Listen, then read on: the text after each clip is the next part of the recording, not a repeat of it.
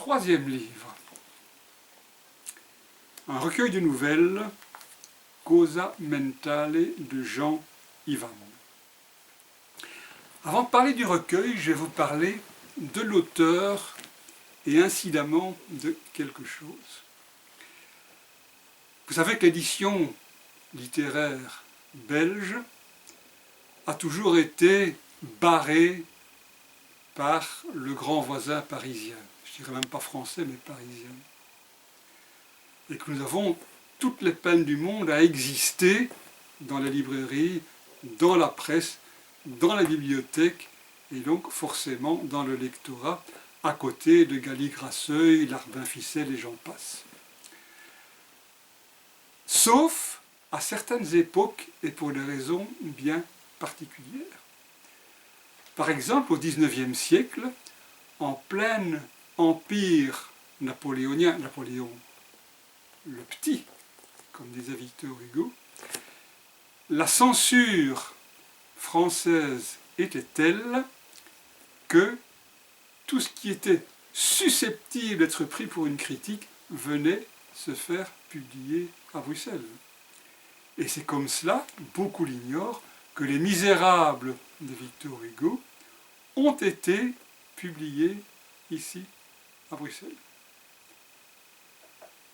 Il y a pas mal d'autres exemples. Bon, pour d'autres raisons, Arthur Rimbaud a publié ici, à compte d'auteur bien évidemment.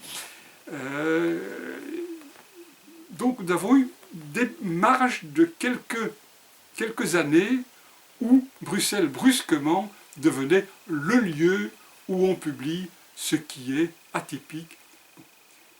Eh bien, nous sommes peut-être, je dis bien peut-être, entrés à la veille d'entrer dans une période semblable.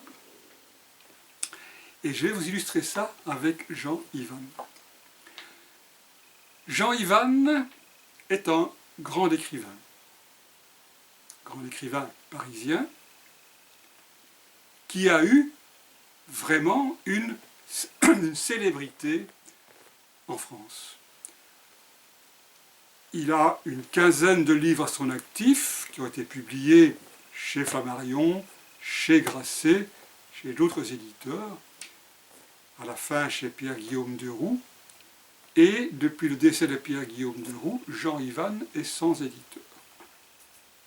Or, Jean Ivan, avec son premier roman, a raté d'un fifrelin le prix Renaudot. Ça ne date pas d'hier, puisque on le lui promettait, tout le monde disait « il va l'avoir », et il lui a été soufflé en dernière minute par notre compatriote Conrad de Trey Cocorico. Par rancunier, il est donc venu chez Méo, en Bruxelles, se faire publier. Pourquoi est-ce que Jean Ivan ne publie plus à Paris? Eh bien parce que Jean Ivan est largement octogénaire et que donc il n'est plus considéré comme rentable par l'édition parisienne. Il n'a pas perdu sa qualité d'écrivain, loin s'en faut, ses nouvelles sont extraordinaires, mais voilà, il n'est plus bankable, comme on dit en français aujourd'hui. Il n'est pas le seul. Nous commençons à recevoir de plus en plus de manuscrits d'écrivains français qui ont eu leur renommée, je dirais presque leur heure de gloire, et qui se retrouvent sans éditeur parce que trop âgés, parce que pas assez speedés, parce que n'étant plus capable de se trébousser sur TikTok ou autre genre de plaisanterie. Fermons la parenthèse, Jean Ivan est le premier de ces auteurs que nous publions, il y en aura un autre en décembre, et nous sommes en train de lire et probablement d'accepter aussi le manuscrit d'une dame qui a une quinzaine de livres chez Julliard, etc. Alors, Jean Ivan, c'est son, largement octogénaire, c'est son premier recueil de nouvelles. Il n'avait encore publié jusqu'ici que des romans et des essais. Un recueil de nouvelles, bon, à Paris, ça n'a pas tellement bonne presse, raison de plus pour venir à Bruxelles. Je vais vous lire ce recueil est en attente d'éditeur depuis plus de 10 ans. Et je vais vous lire ce qu'en dit Jean Joniot, un de vos collègues, qui est aussi une magnifique sonothèque ou vidéothèque, et qui connaît, qui a rencontré comme ça Jean Ivan en l'interviewant. En plaçant ce recueil de nouvelles sous l'exergue de Leonardo da Vinci et Cosa Mentale, Jean Ivan s'ouvre toutes les libertés pour tracer en brèves nouvelles le portrait des artistes, écrivains, penseurs qu'il a choisis dans un panthéon personnel. La nouvelle comme portrait d'un moment qui devient éternité, d'un regard qui devient un visage, d'une image qui devient un monde, d'une anecdote, d'une rêverie, d'un souvenir qu'il attache à une des personnalités qu'il évoque ainsi, il fait le portrait d'une vie et d'une époque. 9 nouvelles, chacune centrée sur un personnage, soit que Jean Ivan a connu, soit qu'il a admiré. Personnage du monde culturel, littérature, ou éventuellement chansons ou cinéma.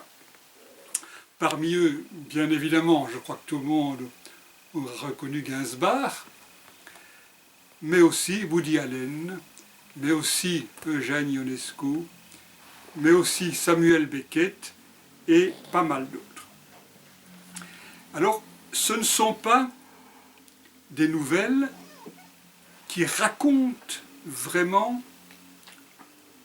une anecdote de la vie de ces personnages, sauf une, la première, celle de Gainsbourg. Les autres, ils imaginent une scène dont ils sont un des protagonistes. Et à travers cette scène, on a une image extraordinaire de qui est cette personne. Alors, la première qui fait exception, bon, Jean Ivan a non seulement est un grand écrivain, il a aussi été réalisateur de télévision ou de radio. Et un jour, d'ailleurs plusieurs de ses nouvelles ou ses romans ont été adaptés en téléfilm, et un jour il doit faire un doublage. Le doublage d'un dessin animé réalisé sur l'histoire du soldat d'Igor Stravinsky et de l'écrivain suisse Ramu. Et comme lecteur, dans le rôle de Méphisto, il y aura Serge Gainsbourg. Il y aura aussi Henri Salvador, il y aura des personnages comme ça.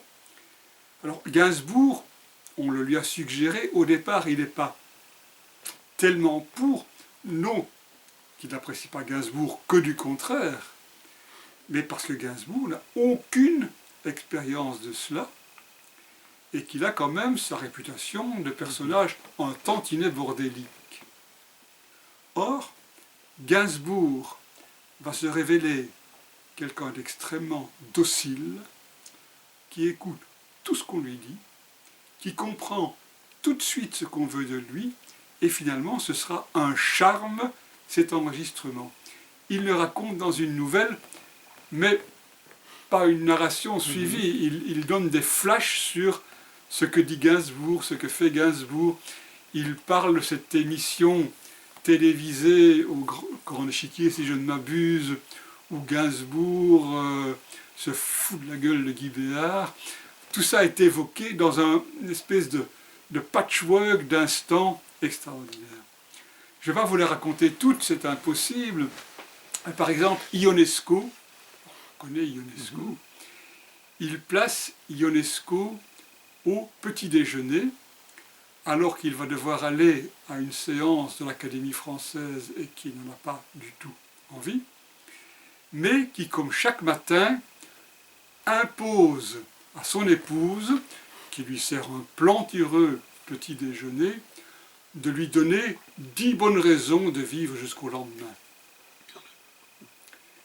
Et il paraît que c'est quelque chose qui est tout à fait plausible chez Ionesco. Ça nous donne quelque chose d'apparemment cocasse, mais c'est comme toujours la profondeur de Ionesco.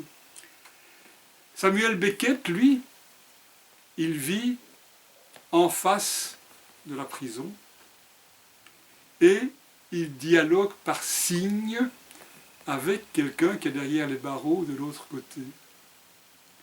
Un prisonnier qui est un prisonnier exemplaire, en qui tout le monde a confiance, mais qui va se faire la malle.